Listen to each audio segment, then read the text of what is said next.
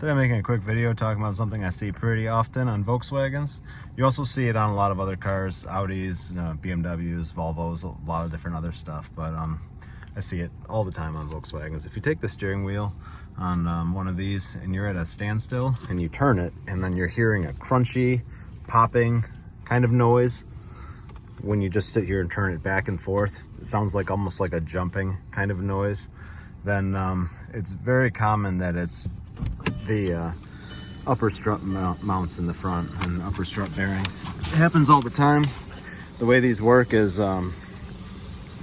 there's no upper control arm on these kind of cars. Instead, there's just a strut, and then on top of the strut it actually rotates.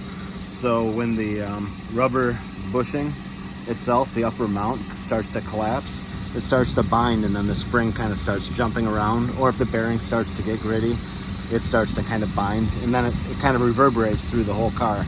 So if you're at a standstill and you're just turning it back and forth and you have a Volkswagen, you see it a lot on the Mark 5, Mark 6. You used to see it all the time on the older ones, all the Mark 4s. It's all kind of the same setup. It's different parts, but it's the same design. There's no upper control arm. It just rotates at the shock. And yeah, so you're gonna want to check your spring first. Make sure you don't have a broken coil spring, because that'll do the same thing, but even more violent, when it's not sitting on its perch correctly. But if that's not the case and you get this clunking noise that you can play over and over when you're just turning the steering wheel side to side, it's likely going to be upper strut mounts, upper strut bearings. So that's almost the only thing you'll see really cause that.